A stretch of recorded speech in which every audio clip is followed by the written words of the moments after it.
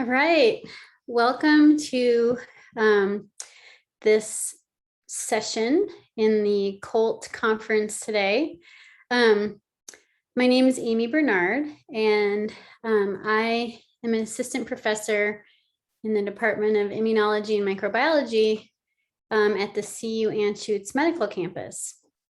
And I'm going to talk today about a very fun teaching tool that I have used for my students to understand experimental methods.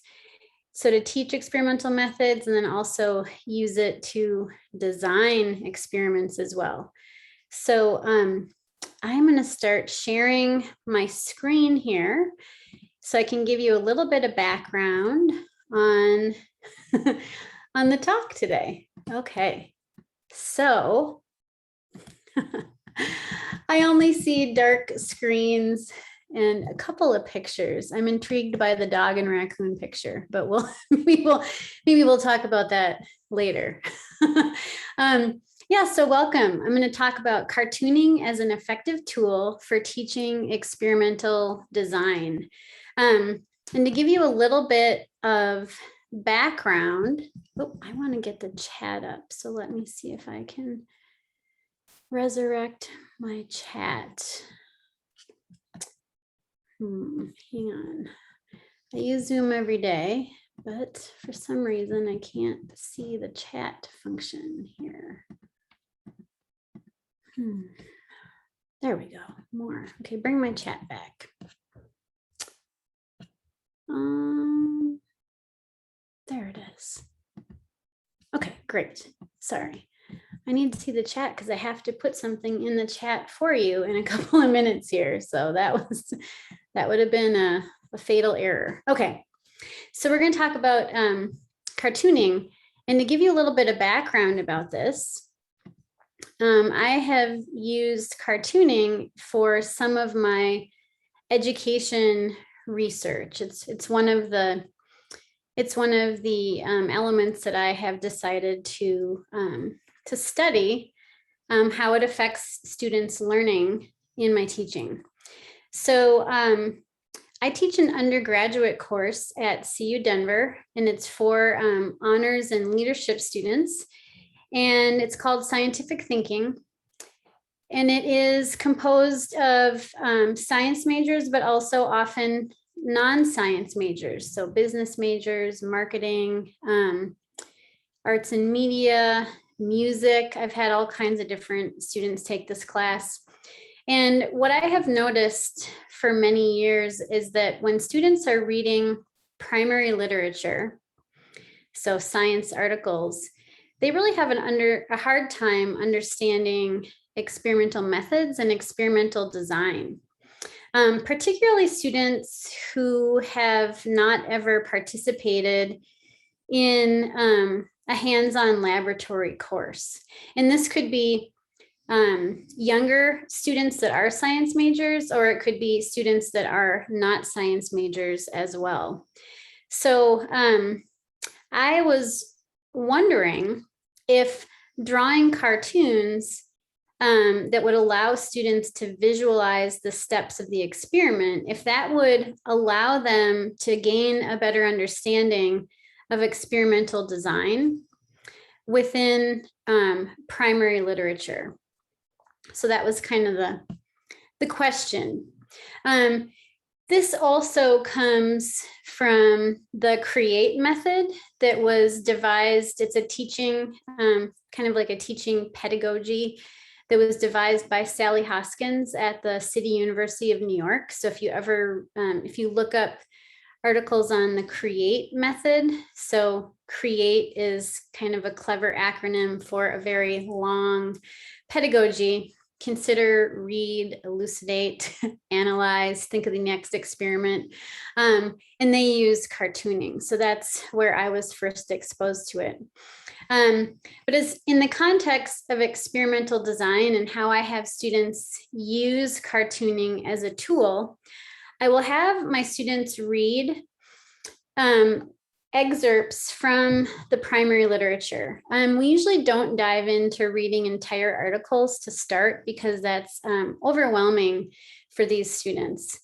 So we usually start with these as small assigned excerpts of primary literature that often includes the experimental procedure section, or something that I have kind of paraphrased to make it a little less probably overwhelming or daunting.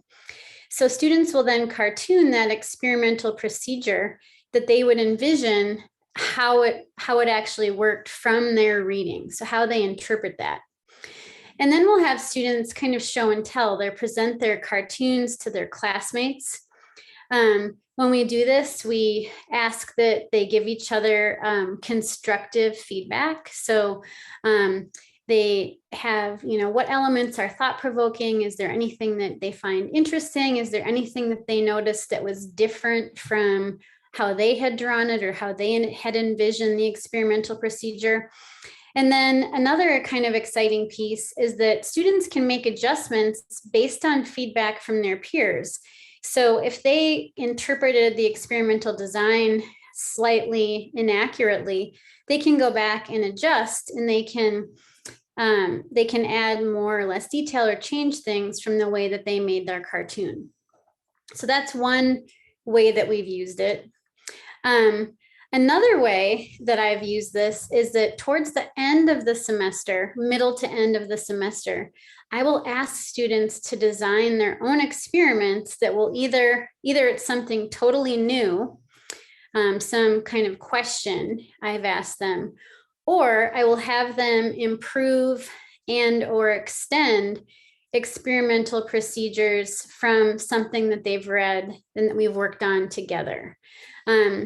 So they will often critique what they've read in the literature, and they will often come up with ideas like, well, if I were going to do this, I would have done it this way, and that would be slightly better, or I would have tweaked this, and this is how I would change all of these different elements. So I just utilize that kind of momentum to have them improve and or extend the experimental procedures that we've worked on together as a class.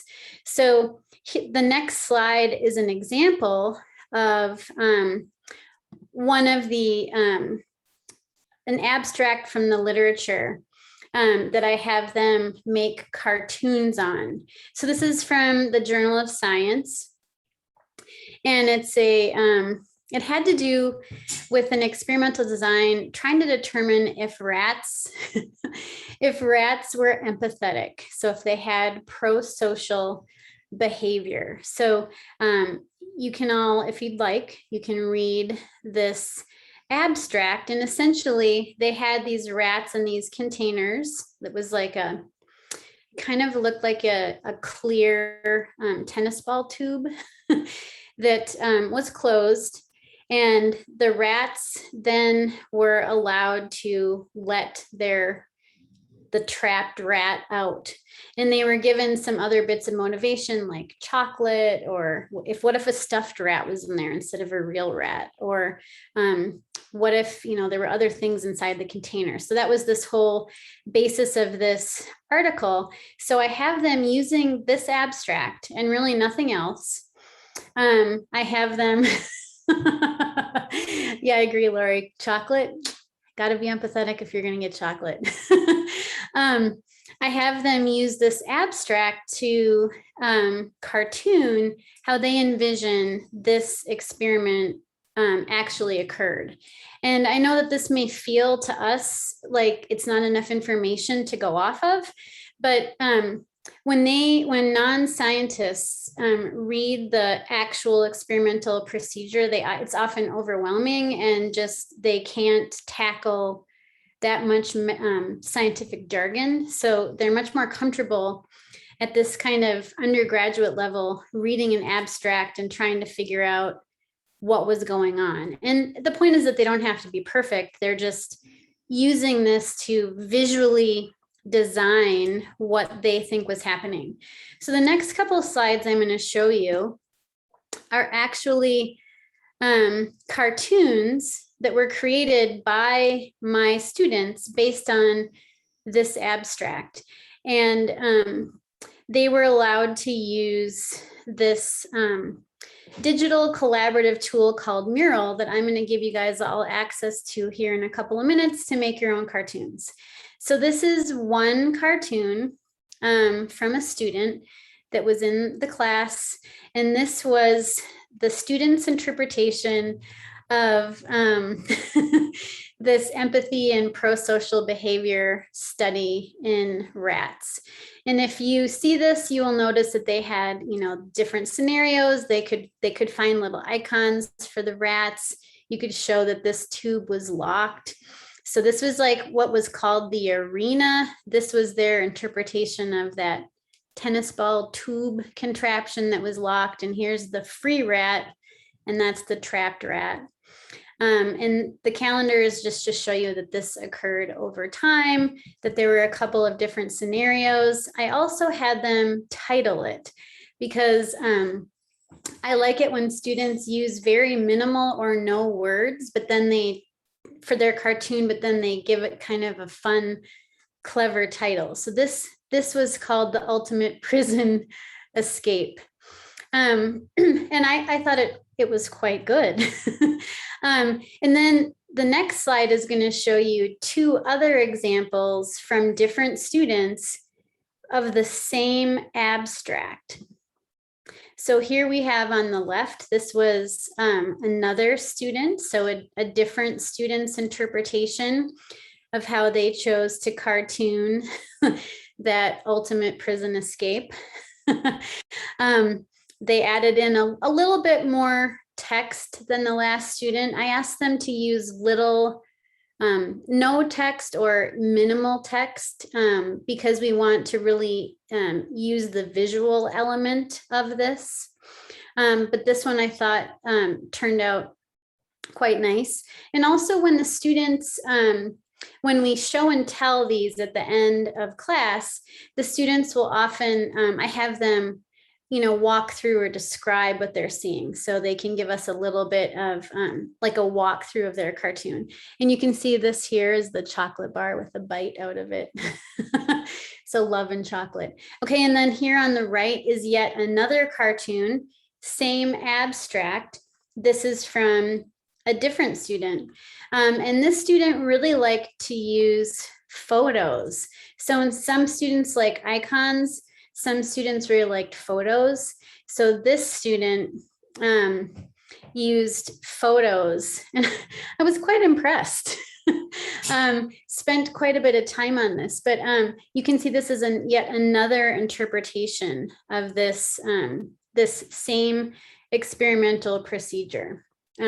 So we then talk about similarities and differences, unique elements, things that we thought worked really well, and also constructive feedback is, what could students do to make their cartoon even more visually kind of easy to understand. So at the end of the course, and I've run this course 5 times now, we have a survey at the end. And I include a couple of questions regarding cartoons and how the students thought that the cartoons or visualization of experimental procedures may have impacted the way that they understand experimental procedures or experimental design. So these are the 3 questions here. I have created cartoons in other courses or use them as a study tool. That's kind of like, I just want to know, have they done this before this class? Yes or no. You'll notice that a handful have, but the majority had not. Again, this is a diverse array of science and non-science majors. The majority of them are sophomores and juniors, a handful of seniors, but they're kind of in the middle of their undergraduate career. And then this middle question here, creating cartoons helped me solidify my understanding of experimental procedures. 45% agree, 45% strongly agree. So overall, that's 90%. that agreed that creating cartoons did solidify their understanding of experimental procedures. And then I went a step further and asked, would you use cartoons, in the future to solidify your understanding? I did have some of the people decided that they probably wouldn't do that. So it was about 75% agreed they would continue to use cartoons. So overall, I thought that was pretty good. So, in all, it looks like this positively impacts students' kind of understanding and learning of experimental procedure. So what we're going to do here for the interactive piece, we're going to use a digital and collaborative workspace. Yeah, this can be applied in all different kinds of settings. Absolutely. Oops, I don't want to do that there. This can be used in all kinds of courses. I don't think it has to be confined to just like biology. I think you could use it, across the board.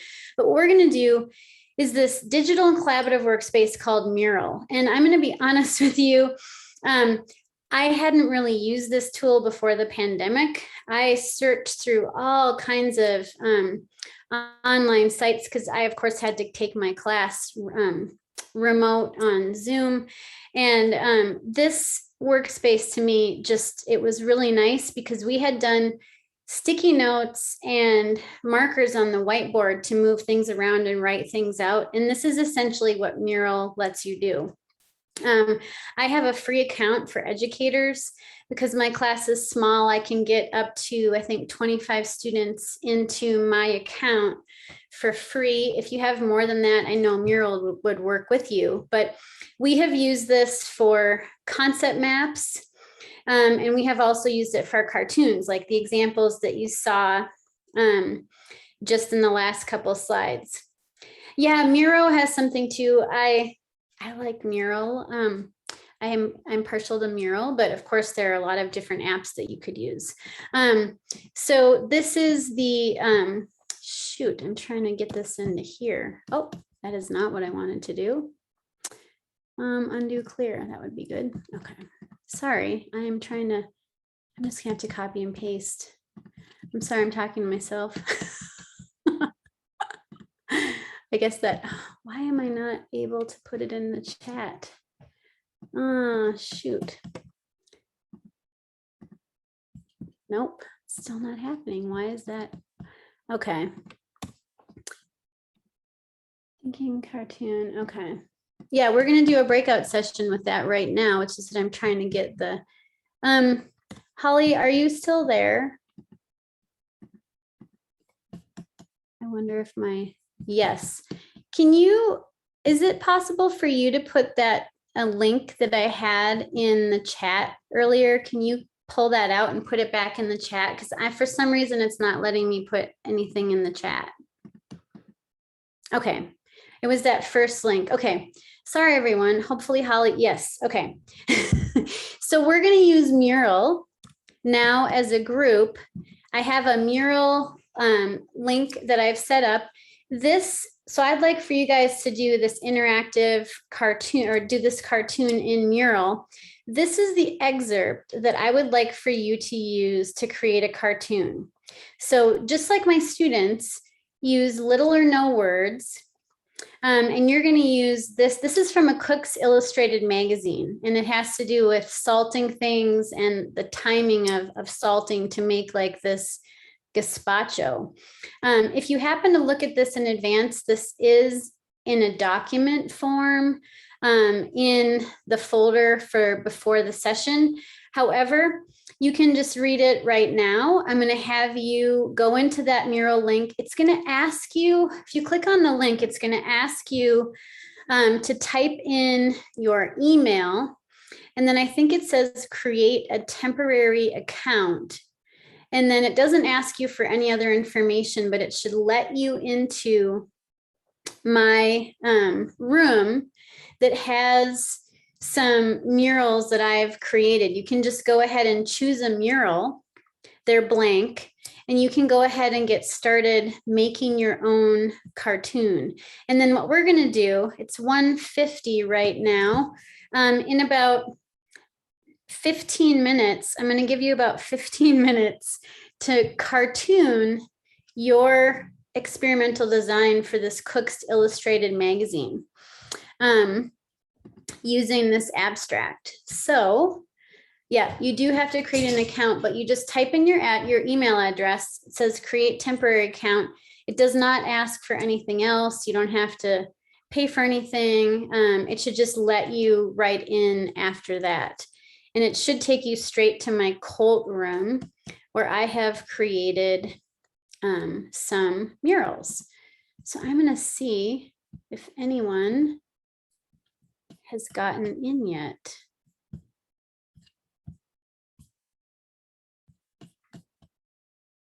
Okay.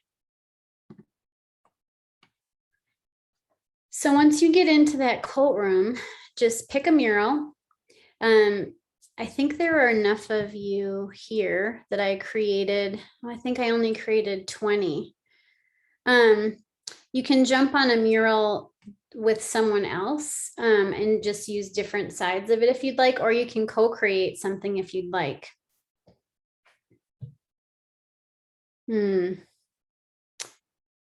Kristen, I see you wrote a chat about verification email.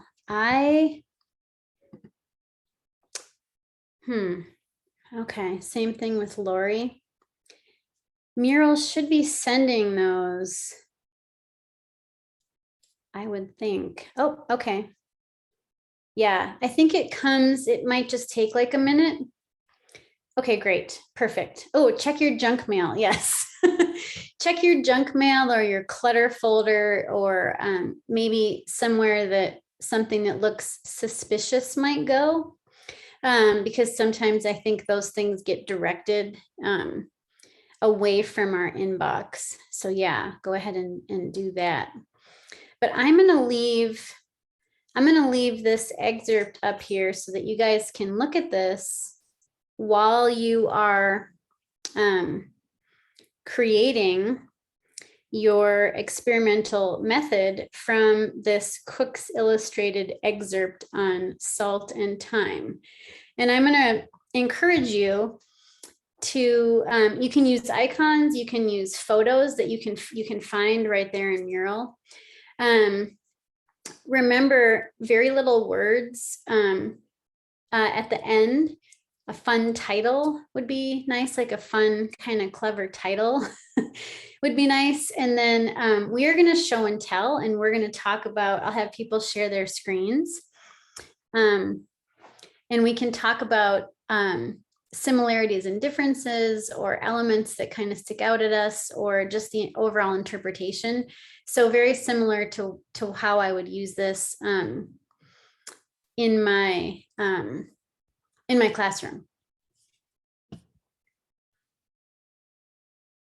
I'm thinking I should stop talking so that you can all get to work.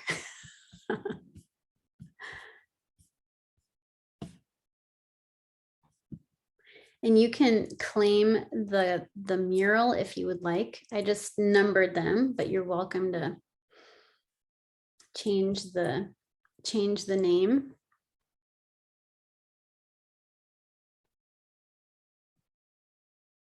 Okay, great. Let's see here.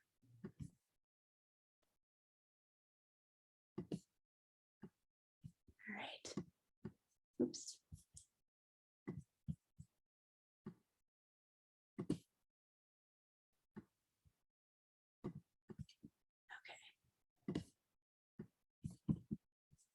All right, so is anyone working in a mural?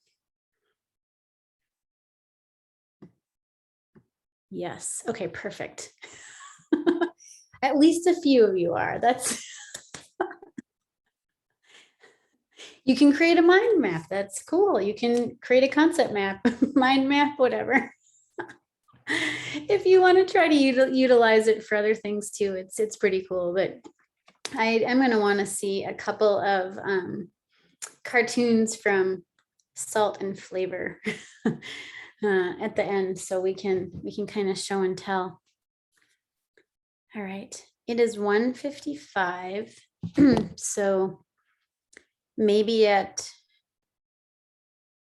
10 after. What time are we done though?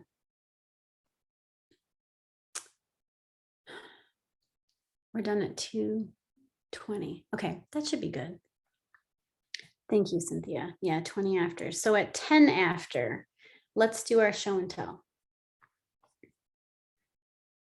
That gives you plenty of time to figure out icons and photos, all kinds of stuff.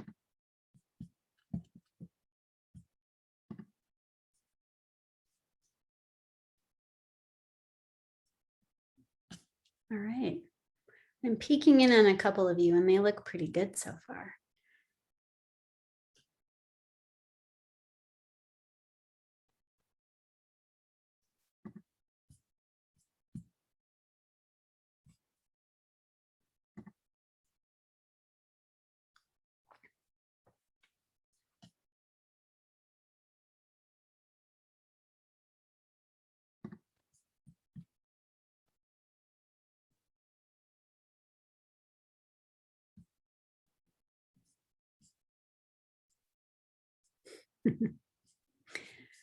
Well, hopefully some more of you besides the people that typed in chat are working on one, because it is quite a fun tool. Or cartooning is a fun tool, but the Mural is a fun digital workspace.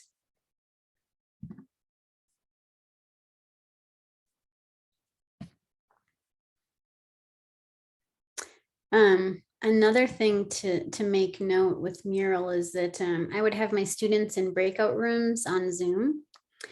And so they would be in smaller groups and they would be collaboratively working on either concept maps or cartoons. And if you're working alone, you may not see this function. But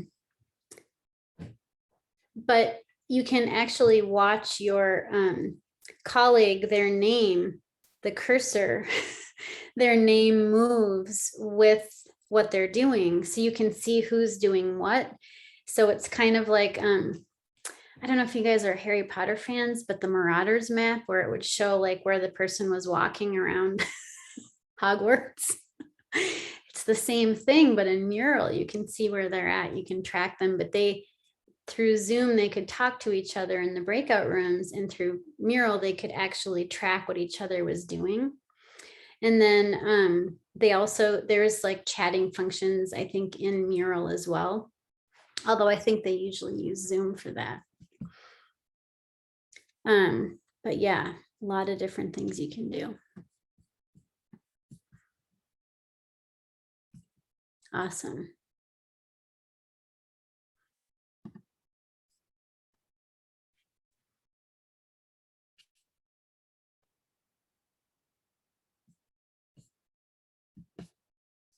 The other thing that's interesting to note that I should work for Mural is that when you change the size of the mural on your computer, if you're working collaboratively with a group member, you're not changing the whole thing for everybody, you're just changing for you.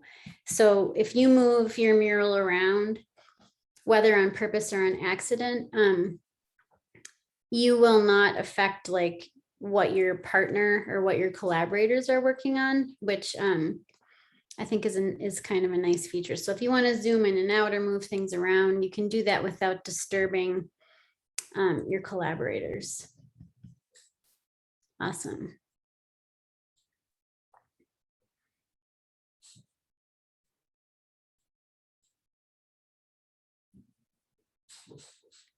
Also, if you hear snoring in the background, it's my bulldog.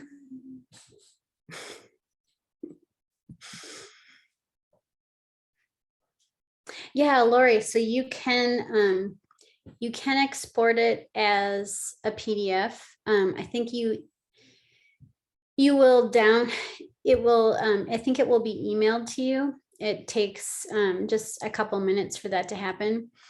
You can also take a screenshot. That's one option.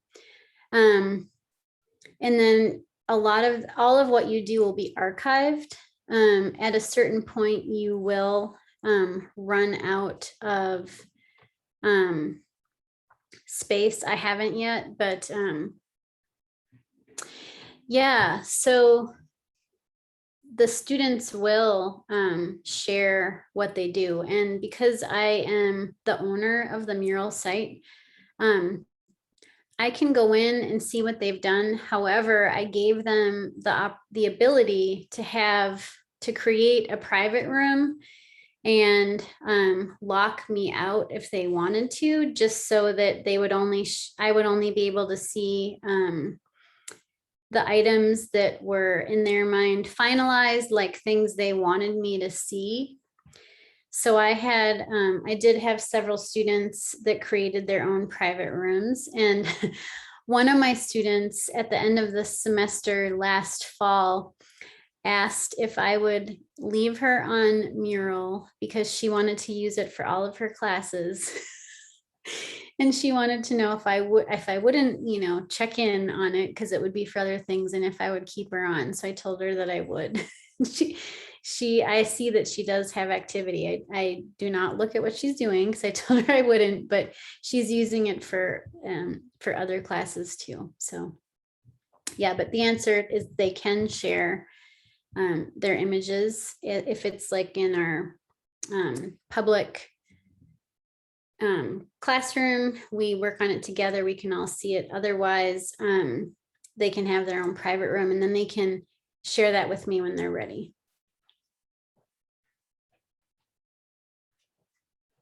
Yeah, I think that this is great for a lot of different things. I agree.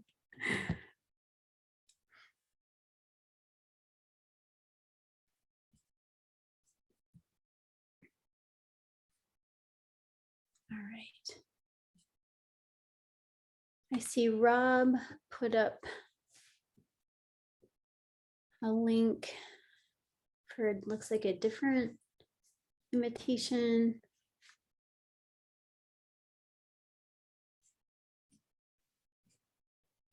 It's supposed to share to the room where I made the cartoon. Oh, okay. Oh, do you have your own Mural account? I created one in the process because it said, yeah, but then I ended up at your room. So I went into COLTT 14 or something like that. Okay. It's in there. Okay. Don't worry. I thought maybe you'd gone rogue. Entirely likely. We like that from scientists, though. I mean, that's kind of what makes it fun. Oh, cool. I can see I can see it now. I'm not sharing the screen. That's another thing. I could share my screen and we could look at these different murals, or I could have you guys share your screen. I don't know, whatever would be easier. Wow, you went all out with photos. It's awesome. Okay. Yeah, pretty easy to search for stuff. Yeah, so. I found that it is too. And I could find gazpacho. So. I know. Yeah, it seems like it's kind of endless what you could find, I'm sure. Yeah. It's the internet. Exactly. Turns out. There are probably things we don't want to be able to find on there. That's right.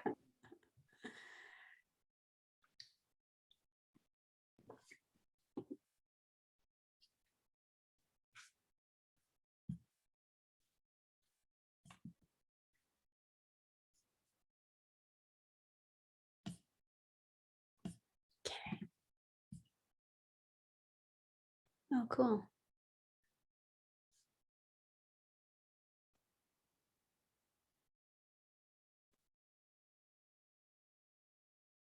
Yeah, if you guys, I know we have several minutes left, but if you wanted to pop in on another mural where someone is working that you know it's not you, that you can see that function of their name flowing across the screen, which is kind of fun. Joan is in COLTT 12. So I'm going to pop over there. Ooh, that looks awesome.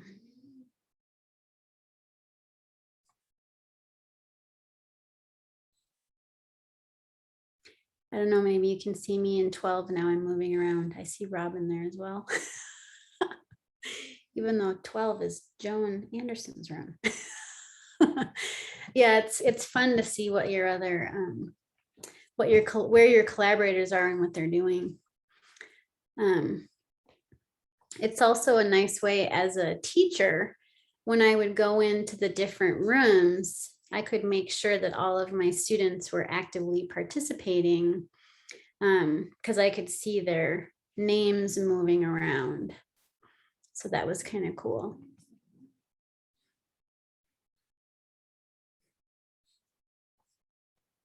And if their name wasn't moving over of several minutes, I would sometimes ask, what are you doing? In this Zoom classroom, I'd often let them have their cameras off because I think sometimes that makes students feel more relaxed. But I just wanted to make sure they weren't napping. There we go. Okay.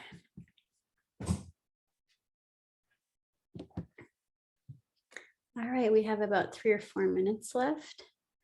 And if they're not complete, it's totally fine. This is just kind of, Did you use the upvote? The the what? thumbs up. Did you use voting when you did this in class? Oh, no, I did not. Okay. There are a lot, I will be honest with you, there are a lot of things in Mural that I probably did not take advantage of that I could have. Yeah, and Lori, the other thing you mentioned, they could hand draw if they wanted to. I did not, as long as sometimes I really wanted them to work collaboratively. So I would ask them to use Mural, but there were times when they were doing things on their own. So if they wanted to hand draw or use a different tool that they were familiar with or that they liked, I would let them use that too, as long as I could, they could hand in like a screenshot or some version where I could see what they were doing.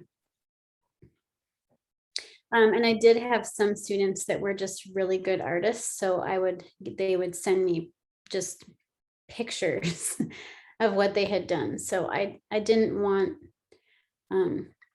to stifle creativity for people who actually have talent and wanted to hand draw. They could do that too. But a big part of scientific thinking is working in a group and being collaborative. So if it was a collaborative activity, I would have them use this. But I didn't make them use it for everything. Yeah, Laura, you're probably right. They're probably other software or just doing it themselves. But this is really very fun and cool, I think, for being forced into a pandemic. Remotely. Yeah. This worked pretty well. Yeah. Wow, time flies when you are having fun, because it is 2:09. I can't believe it.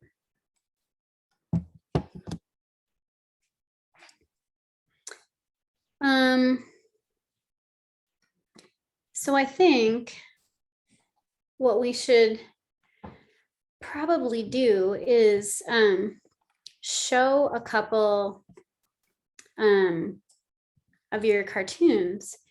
And I'm wondering if it would make the most sense for me to stop sharing the screen, and then I could maybe start sharing the mural. Holly, are you still there? I wonder if would our participants have the ability to share their screens? Or would it be better that I do it? I'm just not sure if everyone has that capability. I think it would be more efficient if you got into Mural and just popped into the different Yeah, I think rooms. so too. I'm not hearing from Holly, so I wonder, okay, yeah. Okay, I think I'll do that, but before I do, I want to show just really quickly. So we're gonna now do our show and tell.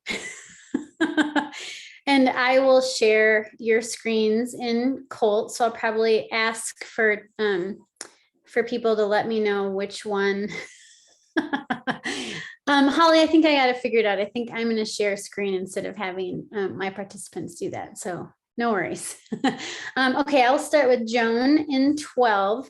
But when I share this, let's think about like constructive comments. Like I know we're all professional and respectful, but like, let's talk about unique elements, maybe something that's similar to what you did or different, things that you thought were cool.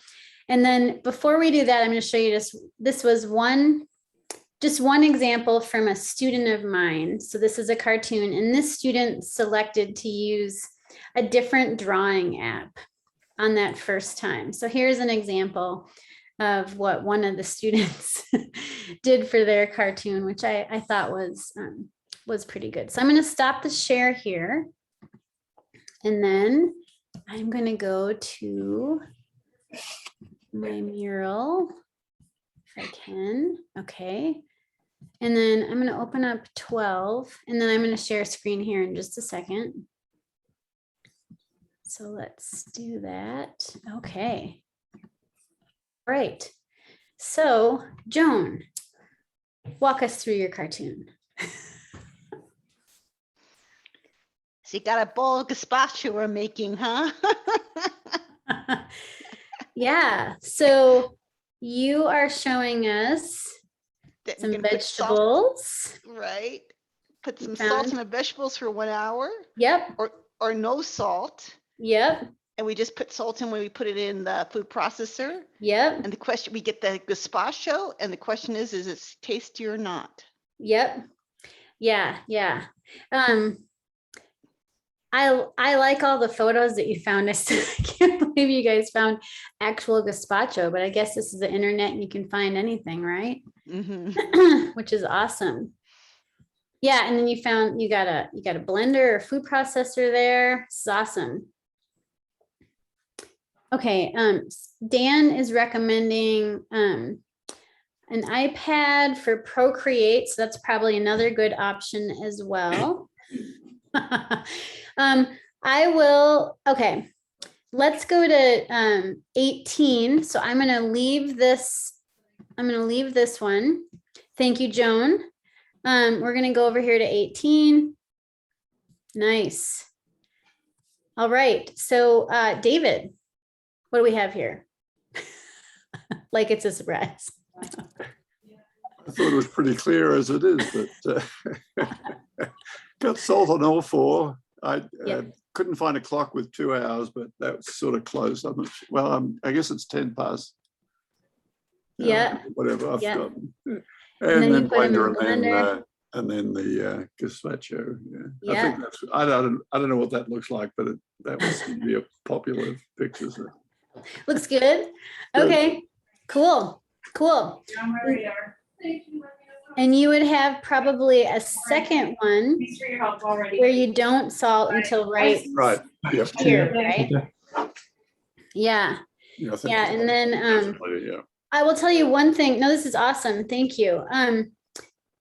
One thing that we do with that Cook's illustrated excerpt, which is beyond just the cartooning, is it's written pretty vaguely, and they talk about how this one is more flavorful, or tastes better. And then we talk about in science, like what is more flavorful, and how many people did they ask this question, and who did they ask this question?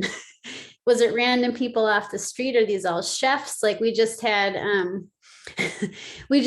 a lot of conversation around that type of piece of the flavor booster experiment as well. So you can do a lot more with it than just the cartooning. Like one thing that we noticed too is, like, as an example here, you certainly wouldn't salt an onion that you hadn't chopped up yet.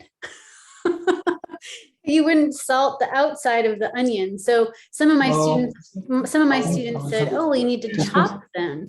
I have dysgraphia, so how do I like apply for like assistance for that? Oh, Okay, great. I think I hear someone else talking right now. I don't know. So yeah, I think what I'll do is I'll stop sharing that screen. I'm gonna probably go back to my PowerPoint slide deck for just a second. And we'll go back here and I'll share again. Let me see if I can get back to where I need to be. Yeah, so I think there's a lot more that you can do with it, but I think that you guys got a really good, probably basic understanding of mural and cartooning. Again, more than just the cartooning of this, you could then go into you know, the explanation and where it says more intensely flavored, you know, what exactly does that mean? And you can talk about sample size and there's just a lot of different elements you can bring into this. So this is actually, for my scientific thinking class, this is actually the first, this is the thing we do on day one to kind of get them into thinking about science. So I'll be doing this here in a couple of weeks with my incoming scientific thinking class. So are there any, I guess, questions before the session ends here in just a couple minutes? Are there any, I guess, questions or comments, feedback? Should we look at another cartoon? Like, what do you guys think?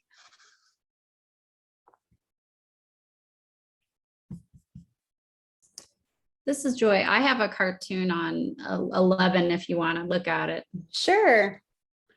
Yeah, I didn't look as much at the process as like what you kind of got out of it.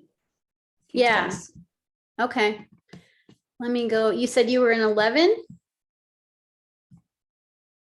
Okay. Oh, okay. So you did more of that kind of end result. Okay. Let me see if I can share my screen. I mean, if we're making sense of some experiment or some article, to me, it's more about what does this mean for me, or why do I care, I guess. Yeah, you can have that's that be like results oriented. What I used That's this not for mine, was actually. experimental procedure, having them very kind of detailed, draw out what was happening in the experiments. But you could certainly have it be where they, you know, focus more on the results. I think it would be, I think there's a lot of different things you could do with this. Mine is think you're in- actually on COLTT 11, not 1. Yeah. Was this one? Sorry. Okay. I was like, that was very simple. I got it. Oh, okay. Here. There we go. Cooking with chemistry. Okay. Ooh, I like it. I'm a designer, so I'm not necessarily that scientific. So Yeah. No, it's cool. Also, cooking is chemistry, right? Yeah. Awesome. Oh, and now we can see Susan is there and you can see my name probably running around. Okay. Awesome. Thank you thanks everyone for offering to show up your cartoons. I think there's just a lot of different things that you can do. Oh, okay. Aziz, you're on what number are you in?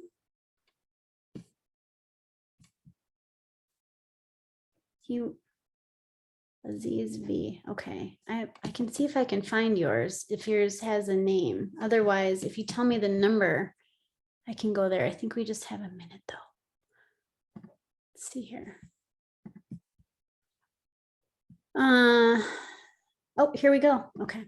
Let me see if I can go back to screen share. Okay, cool. All right, I'm going to share this last one here. And with that, I'm going to, okay, there we go. Wow. That's nice. Yeah, so salting up top, no salting on the bottom here, and then letting sit, and then salting right before. And then we have the invisible blending, and then we have the tasting. So yeah, that looks awesome. Well, thank you guys all for participating. I appreciate you showing up to my session. And thank you so much. If you guys have any questions, please don't hesitate. You can email me. I'm at cuanschutz.edu.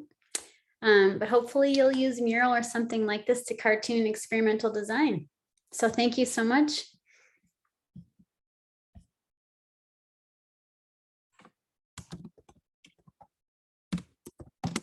All right. Thank you, Holly.